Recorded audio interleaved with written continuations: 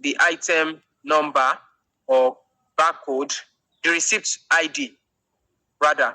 You will check for the receipt ID first, isn't it? Now, when you check for the receipt ID and you have the receipt ID, you will now look for the receipt ID on your own records. Okay, you either check for the receipt ID or you can narrow it down to a particular day. On the receipt, it will tell you, okay, he bought this item 3rd of February 2024. So you narrow it down to 3rd of February 2024. Now, amongst the records for that day, you check for the receipt ID. Now, that unique identifier there is the receipt ID. So it is the receipt ID you are looking for. When you now find the receipt ID, beautiful, it will bring out all the details regarding what was purchased that day. So when you see it on your records, you can now begin to confirm, okay, so the barcode is this on my record, but this item, the barcode we can see on this item is different. So it means it was not bought in our place. Okay? Maybe the person wants to scam us. You know that when you go to a store and you are purchasing an item, they will scan the barcode to get the price and all of that, and it gets recorded down, even though they don't give you as part of the receipt. Okay, they don't give you the barcode of the item on the receipt, but it gets recorded, okay, attached to your receipt on the system in the records. Okay, so when they check for your receipt ID and they check your order details, they say, okay, this particular item has this barcode, and you don't have bought it, but it is different from this item you are returning. But the key thing there is, how did they find that particular record? They made use of the receipt ID. So they need a unique identifier. If they say, oh, he bought Viju milk, okay, and they did not have the receipt ID, they now start checking all the Viju milk.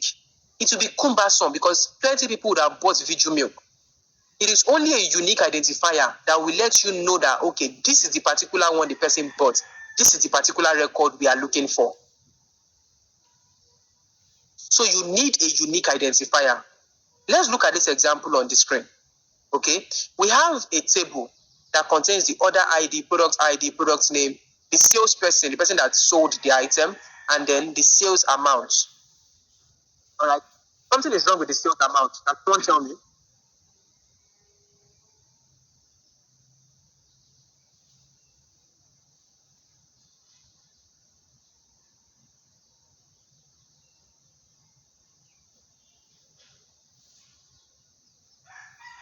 Very good, no currency.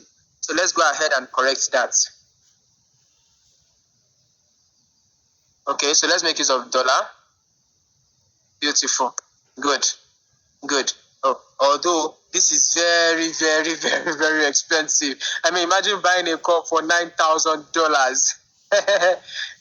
But this is just for educational purposes. Okay, so it's not real life data. All right, so now we have this table of data. Okay, it's quite much. And then we have a form here that we can use to generate the product name, salesperson, and the sales. Let me change this to just sales instead of net sales. Product name, the salesperson, and the sales, depending on the order ID that was given. You see that the unique identifier there is the order ID.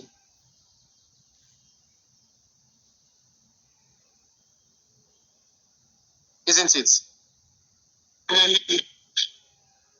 You see that the unique identifier there is the what? Is the order ID. Okay? So, from this order ID, I want to get the product name, the salesperson, and the sales amount. Okay, we should get the product ID as well. And we can do that. We can simply insert a new column here. And then let's get the product ID as well. So for this particular product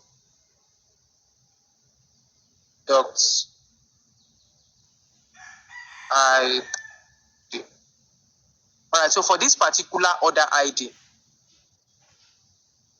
I want to get the product ID, product name, salesperson, and so on. Okay, so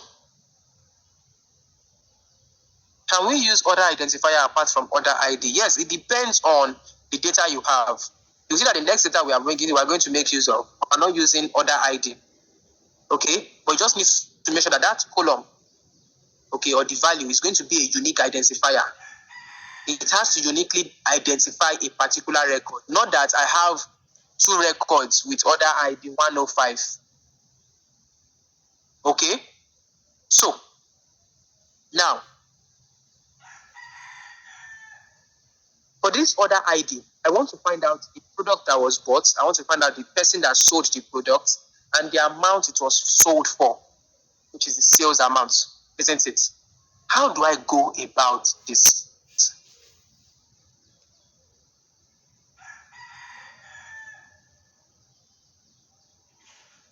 How do I go about this? This is where the VLOOKUP function comes in. So the VLOOKUP needs a unique identifier. Please take note of these conditions I want to give you for VLOOKUP. Number 1, your unique identifier that you want to use to find the record. In this case, it is what? What's our unique identifier?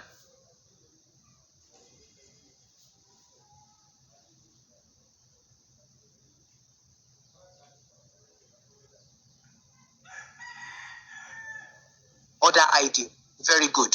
Now, your order ID is your unique identifier. Then you have a table of all your records.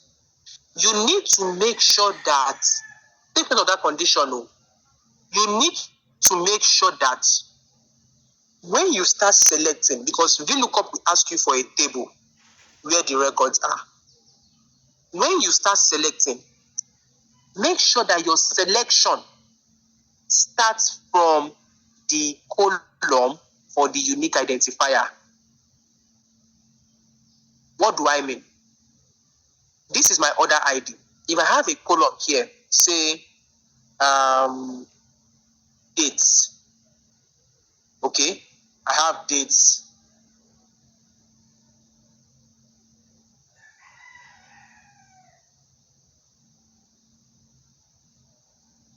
I have dates. Let's say I have dates.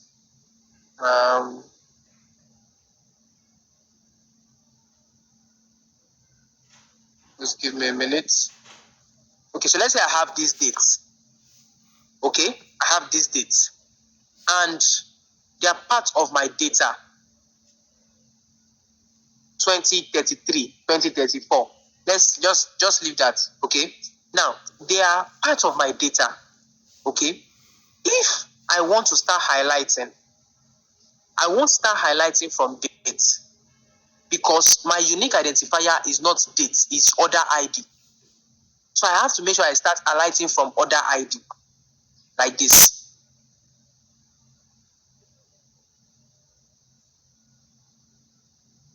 Okay. We have a question on the logical function table. Should we leave this one and go back to logical function? I think you can just wait till the end of the class and then you ask your question. All right. So now, if I start highlighting from dates, okay, the VLOOKUP function will not find it.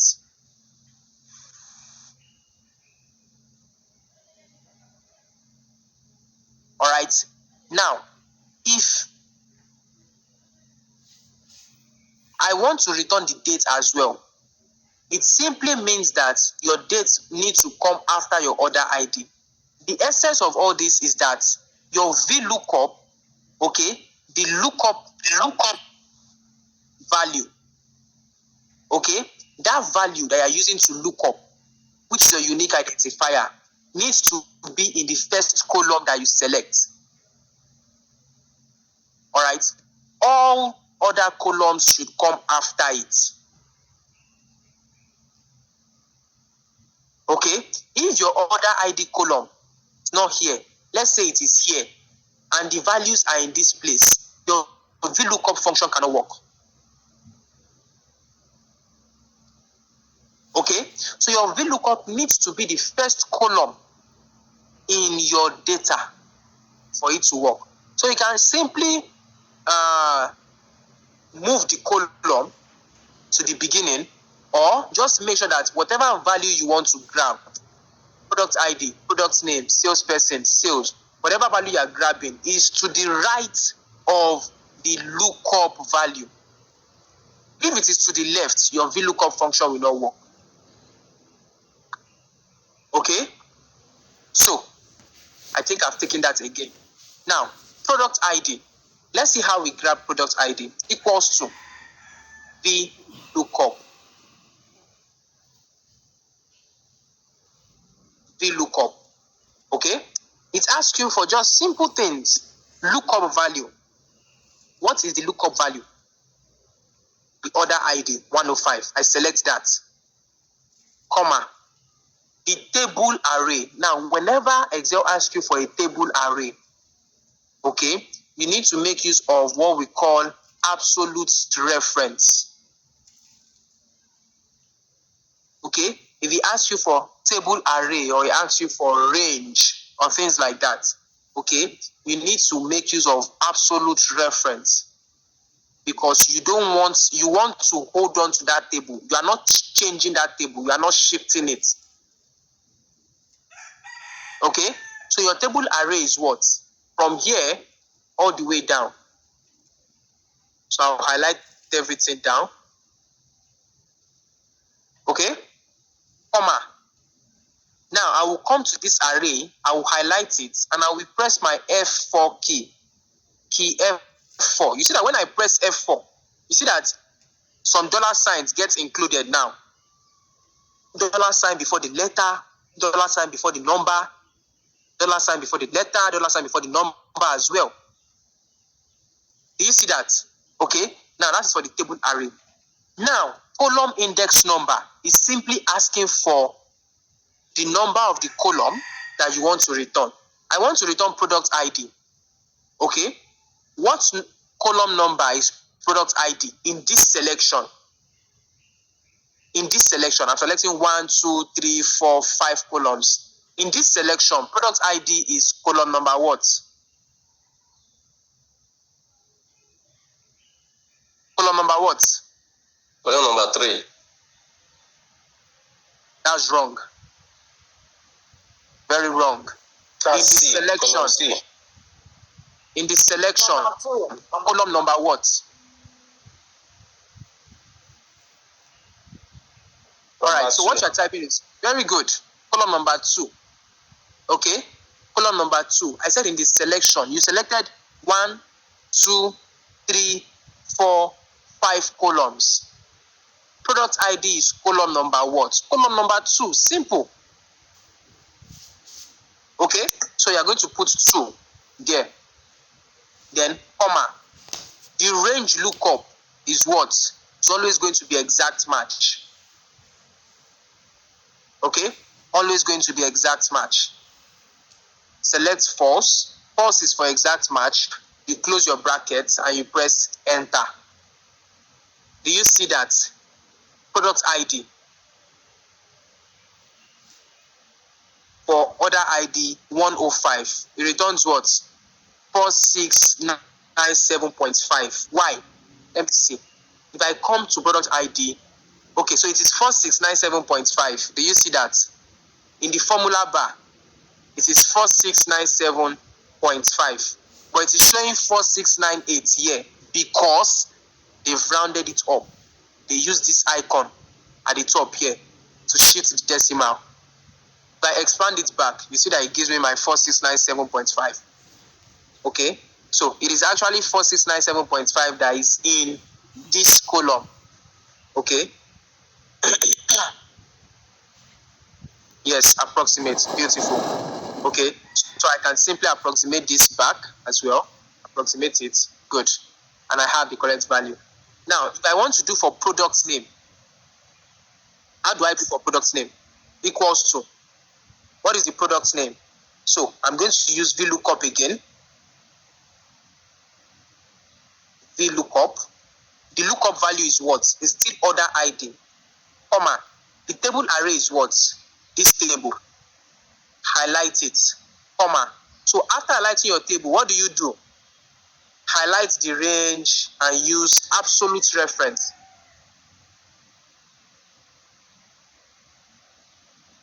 Right? Then comma. Now the column index number, product name is column number what? In the selection. Column number 3. Beautiful. So I'm going to put 3, comma. Range lookup, exact match. So I'll select that, close my brackets and press enter. Do you see that? Spoon, does it tally? It's tallying, isn't it? Right? So I'll move on to the next one. The same function again.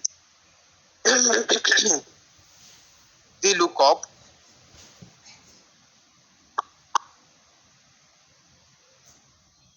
Order ID, comma, the table array,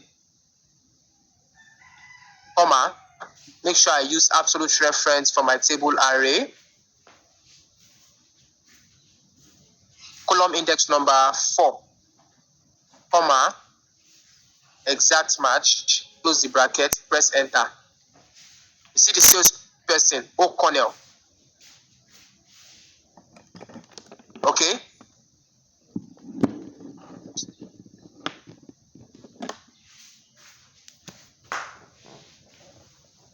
All right? You see? Exact match. Now, finally, can we drag? Yes, you can drag. But if you are going to drag, you need to make sure that your order ID in the formula you are using, okay, you need to make use of absolute reference for this as well. Let me show you what I mean. If I click here and I drag, it shows me NA. Why? Because the reference it is referencing now, it is referencing product ID. Because I shifted to the right, my reference ID shifted as well. But you will see that the table array did not shift. Why? Because I was making use of absolute reference, meaning I've locked the table. So if I don't want the order ID to shift as well, okay, what I do is very simple. I make sure that in the previous formula, I make use of absolute reference for the order ID as well. Highlight, press F4. So you have dollar before the letter, dollar before the number.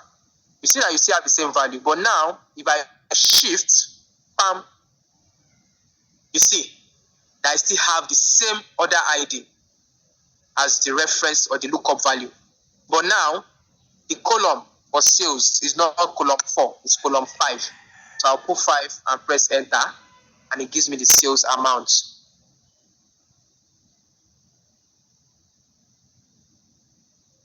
Okay? The order ID is not 17. Where did you see 17? It's J7. How are you saying 17? Is it 17 you are saying? That's J7. It's not 17, it's J7. Okay? So now let me go ahead and format this dollar and beautiful. So it seems we are done with the VLOOKUP function, right? But let's now see something interesting. Okay? Because all these cells are referencing this order ID to get their values. Okay? Because all these cells are referencing this order ID to get their values. Okay? If I change this value from 105 to 121 and I press enter, you see how everything updates automatically.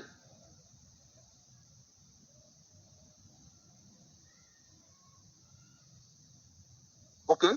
You see how everything updates automatically. All right? So let's take it again for the sake of those that are not getting it. So the product ID equals to VLOOKUP. The lookup value is the order ID. I click on that cell. For those of you that are not getting it, we're taking it again now. All right? So the lookup value is this order ID. Once I click on this cell, it references the cell J7, comma, The table array is what? This table. I'll highlight my table array all the way down, comma, but I make sure to use absolute referencing for my table. Okay? Column index number for product ID. Product ID is column what? Column number 2, because this is my selection. Column 1, column 2, column 3, column 4, column 5. So product ID is column number 2, so I'll put 2, comma. The range lookup is exact match, so I'll just put exact match, close my bracket, and press enter. So you see, it gives me automatically, okay, the product ID. Okay, can you start with the problem we intend to solve with VLOOKUP function? Okay, so the problem we're trying to solve is we need an automated system that allows us to find the product ID, product name, salesperson, and the sales amount for any given order ID.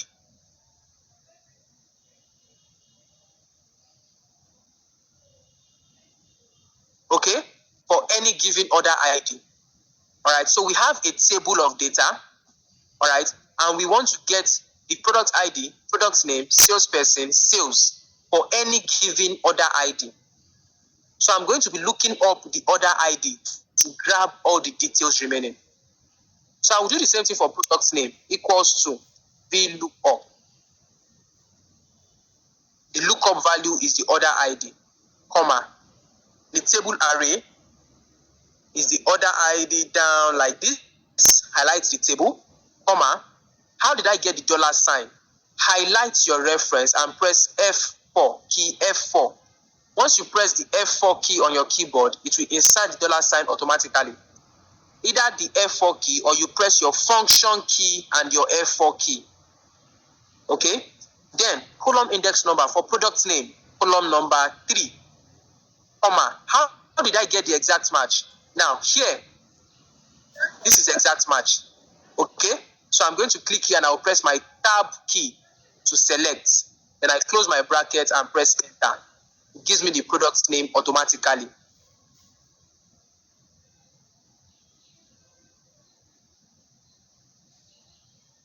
Okay?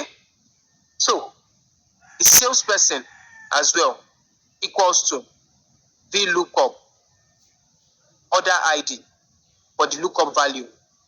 The table array is this, comma. Absolute reference it, column index 4, comma, exact match, close the bracket, enter.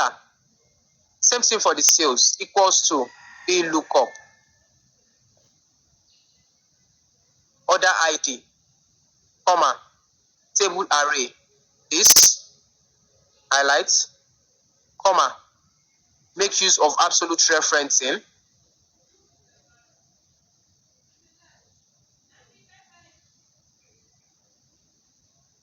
the column index number is column number what? Sales is column number 5, comma, I'll use exact match, close my bracket and press enter. Do you see that now? Okay? Any reason why the exact match is showing false? So, exact match is showing false because that is the value that Excel assigned to it. Okay? So, when it is false, it uses exact match. Okay? What happens with approximate? So, exact match makes sure that, okay, it is that order ID. It has to be that exact order ID. Don't look for any other ID. Approximate match is that, oh, okay, it might not be this order ID. It might be similar. Okay, but the exact, make sure that, okay, it is exactly 1, 2, 1. So when I find this value, then I grab the detail I need. Okay. So, how you insert the false? Very simple. Once you get to the end, so it's asking you for which type. Okay. So you click down for the false and you press the tab key. Your tab key to select it. and that's all. Okay?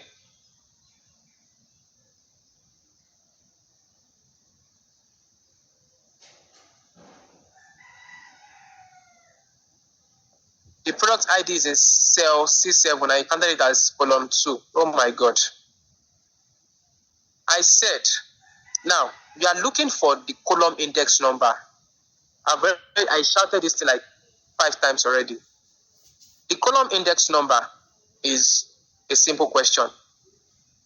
From your selection, your table array, this is your table array. The value you want to get is what? Product ID. Product ID is in column number what? If I ask you to count the columns you have here now, you will tell me order ID is column 1. Product ID is column 2. Simple. So because this is column 2 in the selection, you simply put 2. That's why. Okay. Do you understand without explanation now, Victor?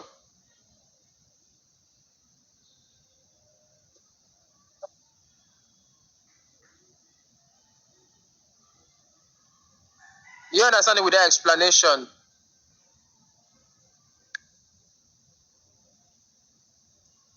How did I get J7?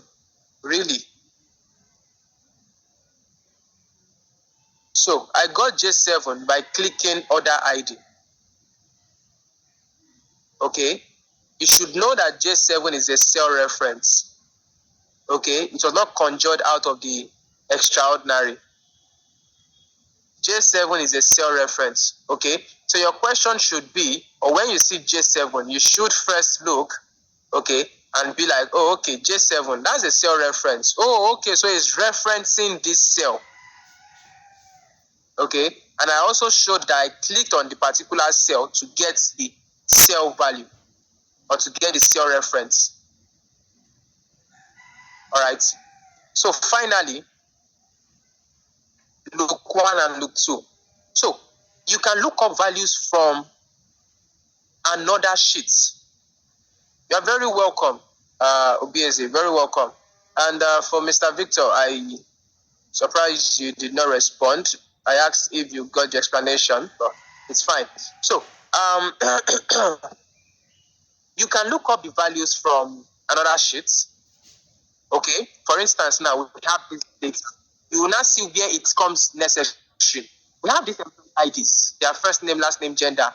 We want to quickly get this remaining information: the age, department, state, education field, salary, and the years they spent at company. Quickly, we want to grab those information. Okay, now, how can we do that? How can we do that? Okay, for this other employee ID, let me come and look for it here. Omo, this is quite a number of records, Joe. Do you see that? But the VLOOKUP can help you. How do I do this? Very straightforward. Come back here. For the age equals to VLOOKUP, open brackets. The lookup value is what? Employee ID. Select it, comma. The table array is what? Is in this second sheet. Now, look at something. Once I press, what is it called? Look 2. Come to this sheet. It appears in the formula bar automatically. Okay? Beautiful. So, from look 2, you just keep on typing the formula. Now, your table array is this entire data. So, I'm going to highlight the entire thing all the way down. I've highlighted it. Comma. The column index number for age is what? Column 1, column 2, column 3, column 4, column 5. Age is column 5, so I'll put 5. Comma. The range lookup is exact match, so that's false. Close my brackets and press enter. It gives me the age automatically. So because I want to replicate down, okay, and I want to replicate to the left or to the right as well, I'm going to be making use of absolute references and relative references. Now, I'm going to hold on to letter A by pressing my dollar sign.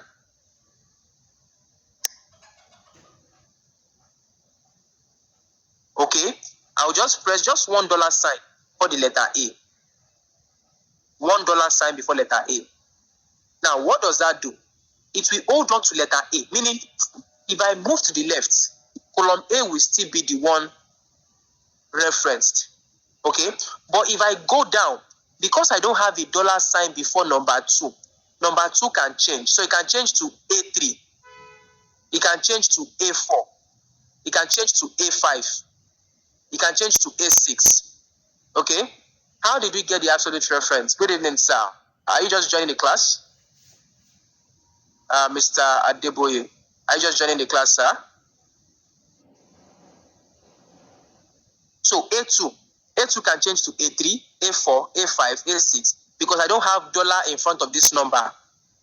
But if I drag it across, okay, A2 will not change to B2, it will not change to C2, it will not change to D2, it will remain A because I have dollar before the letter.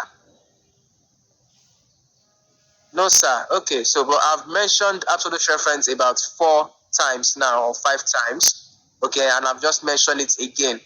You use the dollar sign. Okay, you make use of the dollar sign to get your absolute reference. Okay, so your dollar sign before the letter locks that column. Your dollar sign before the number locks that row. Okay, so we are not locking the row because we can go down the row. I want to go down the row with my formula. Okay, but I am locking the column because I don't want to go to the right. If I'm going to the right, I don't want this reference to also shift to the right. That is why I'm only locking this letter. Now, for my reference table, look 2, I'm going to lock everything, highlight, press my F4 key because that is my table array. So I will use absolute reference entirely. Okay, and I'll press enter. I'll press this and I will drag down. Beautiful. You see that? So that's gotten me the age of these people. Now I'll come here, click, and I will drag to the right. Now it's still giving me the age. Who can tell me why it is still returning only age, even when I drag to the right? Just one reason why. You see that it's still returning the age instead of returning the department, state, education field, and so on. Who knows?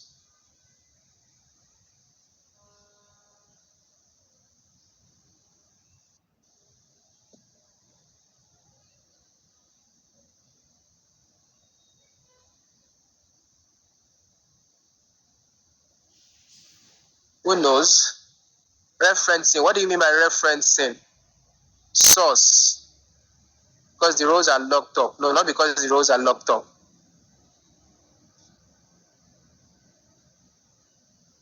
The formula used. Oh, hey, very good. Abiodun Bakare. The index column is not changed. That is the specific answer. Okay? Because I am still saying that you should grab column number 5 in the selection. For the salary too, I'm still telling you to grab column number 5 in the selection. Okay? So I am meant to change the index number. Okay? So department is column number what? Let's see. This is column number 5, 6, 7. Department is column number 7. So I'll just come here. I'll come to departments. I'll change this 5 to 7. Press enter. You see that? It gives me sales. I'll drag down. You see that? What of for state? State is column number 9. I'll come back here. I'll change this 5 to 9. Press enter. I'll click and drag down. You see that? It gives me the state. What of for education field? Education field is column number what? 10, 11, 12. Column number 12. So I'll come back here. I'll change this from 5 to 12. Press enter. Then I'll click and drag down. What of for salary? Salary is column number what? 12, 13, 14, 15.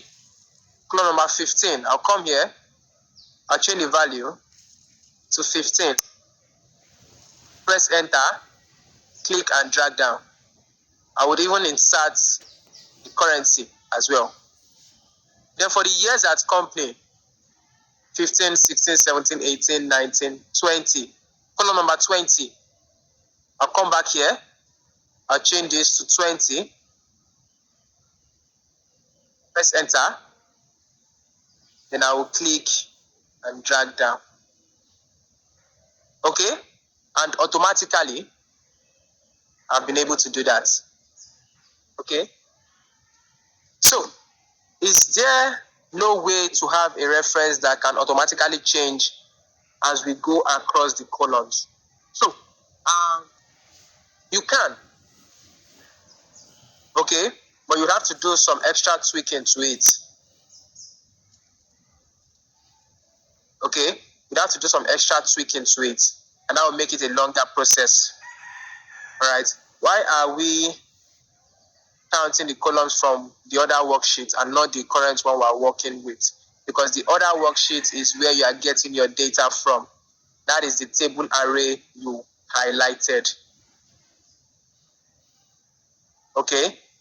So, any other questions there? I'm going to be posting the,